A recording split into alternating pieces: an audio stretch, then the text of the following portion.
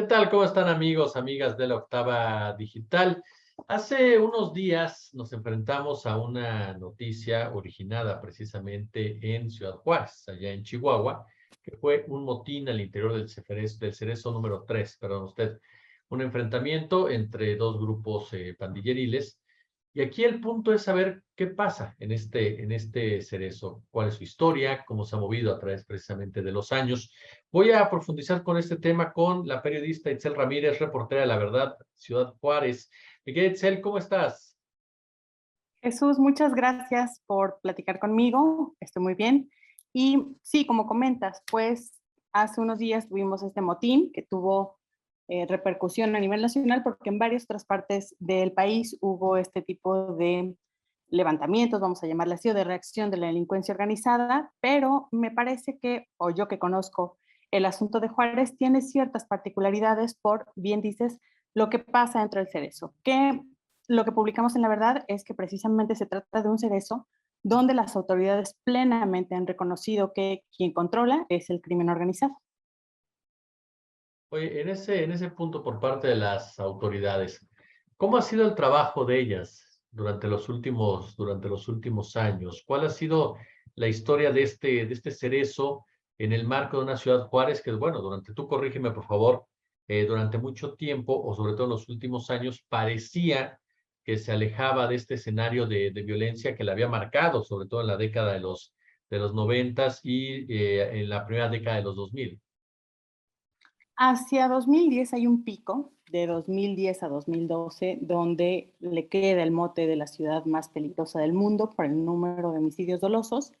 Y sí, las estadísticas muestran que hay un descenso, pero eso no quiere decir que hay un descenso donde la tasa es muy chiquita, sino Juárez se ha mantenido entre las primeras 5 ciudades más peligrosas del país en los últimos años. O sea, en los últimos 20 años, fácil, Juárez está siempre ahí.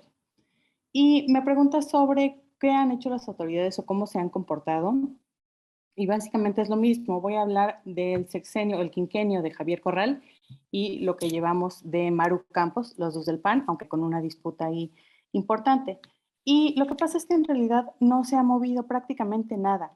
Te comentaba al principio que hay un reconocimiento de la pérdida de control del Cerezo y esto está documentado en un informe de la Comisión Estatal de los Derechos Humanos, donde en 2019 van a una revisión, hacen revisiones periódicas de los cerezos en el estado y reportan que son los reos los que tienen el control del penal. Tan es así que, de acuerdo con el reporte, hay áreas a donde el acceso, las llaves de ciertas áreas las tienen los reos. Se da a conocer, te digo, en 2019, Javier Corral en varias ocasiones dijo que uno de los problemas más importantes del penal era que había reos que estaban purgando condenas por delitos federales en un penal estatal, que había que moverlos, que era responsabilidad de la federación. No se movió mucho. Con Maru Campos tampoco se mueve mucho. De hecho, hay ahí un traslado del sistema penitenciario. Se crea la Secretaría de Seguridad Pública a finales del gobierno de Javier Corral, se pasa el sistema penitenciario ahí, con Maru Campos regresa el sistema penitenciario a la Fiscalía General del Estado y eso no se ha traducido en mejoras de nada. Los últimos informes, de nuevo, de la Comisión Estatal y de la Nacional de los Derechos Humanos, dicen que es un penal ellos lo manejan en semáforo como amarillo en términos de gobernabilidad y de seguridad para los internos y con condiciones de hacinamiento donde no hay condiciones dignas para los reos y demás cosas. Entonces, no han hecho nada. Ya, es contundente, efectivamente, no han hecho absolutamente nada. Oye, pero este cerezo, ¿cómo influye no al interior, sino al exterior? Hay mucha gente que se pregunta, bueno, hay un motín adentro, se enfrentan según los reportes que se dieron, los mexicles con los Chapo, dos grupos que entiendo estaban ligados en su momento al cártel de Sinaloa, pero aquí el punto es, ¿por qué al exterior? ¿Qué es lo que pasa al exterior? ¿Por qué eso lo que pasa al interior de este cerezo influye tanto en el exterior de Juárez? Justo es lo que te decía me parece que es una característica especial si hablamos de lo que pasó en los últimos días en otras entidades. Y es que otra vez. En 2019 hay un primer momento, que lo documentamos en La Verdad, que es un operativo.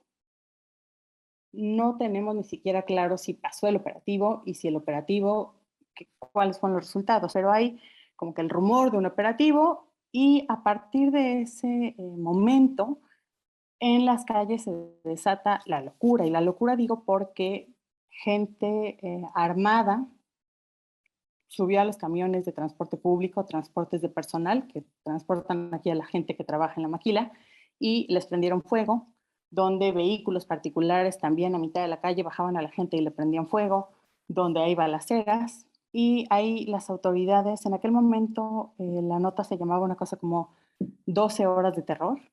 Las autoridades reaccionan al día siguiente deteniendo a algunos personajes diciendo que eran de los Mexicles, una banda delincuencial aquí en Juárez, y que ellos habían sido los responsables de este terror y que iba a haber un operativo permanente, que no hubo tal, y si es un operativo permanente, pues es el fracaso total por lo que acaba de pasar. En Claro. enero de este año, de nuevo pasa alguna situación en el penal, una revisión, un operativo, y se traduce afuera en una masacre en un bar ubicado en el centro de Ciudad Juárez y de nuevo en autos quemados.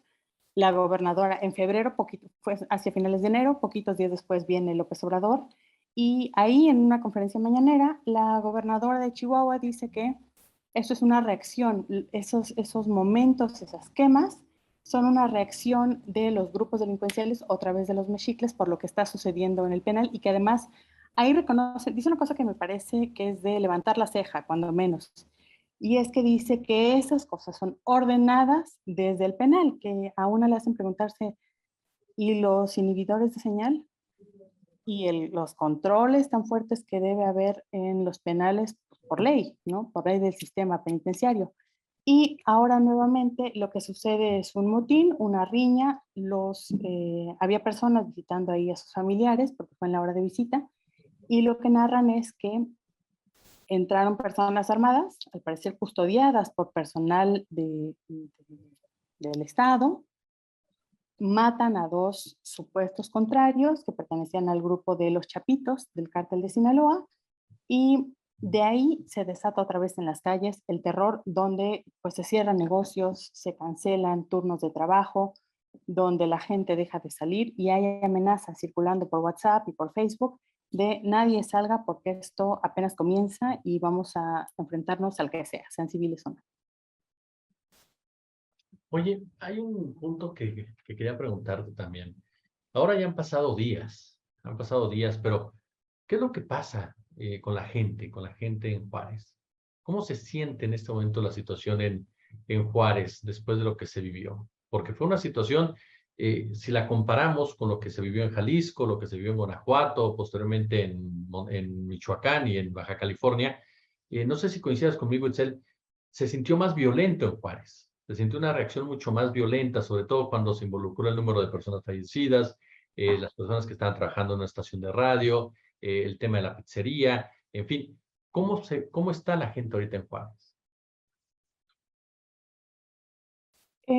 A mí lo que me parece es que por momentos, por lo que yo platicaba con algunas personas, colegas, con familiares, porque yo en la etapa peor de Juárez, en este 2010 y demás, no estaba en la ciudad, pero lo que me contaban, particularmente una amiga, colega y jefa, en la verdad, que se llama Gaby Minjares, ella decía que era muy lamentable ver la ciudad como en aquellos años, que todos estos años de un operativo tras otro, donde viene una corporación, se va otra, llega un gobierno, llega otro, se crean fiscalías, se detienen, hay procesos más o menos importantes, detenidos de narcomenudeo y demás. Todo ese trabajo, incluido también la sociedad civil, todos esos millones de pesos se habían ido a la basura, porque en un momento, de un momento a otro, quienes controlan el penal pareciera que también controlan la ciudad y deciden sembrar el terror absoluto, como bien dices, este asunto, este tema tan lamentable de los 4 trabajadores de una radiodifusora, de una tienda de conveniencia a la que le prenden fuego y mueren 2 mujeres, una de ellas porque iba a buscar. Me parece que No sé cómo se sienta la gente en otras ciudades del país, pero que sí es como un balde de agua fría para la gente de Juárez que le ha tocado por su posición geográfica, lo peor, que está después de tantos años y tanto dinero invertido y tantas autoridades diciendo que con ellos sí se va a lograr la paz, pues que no, que en poquito tiempo, que en poquitas horas quede demostrado que estamos a merced de los delincuentes. Efectivamente. Oye, mi querida Itzel Ramírez, yo de verdad quiero agradecerte estos minutos, esta lectura para la octava digital. Gracias a ti, Jesús, por considerarnos. Muchas gracias.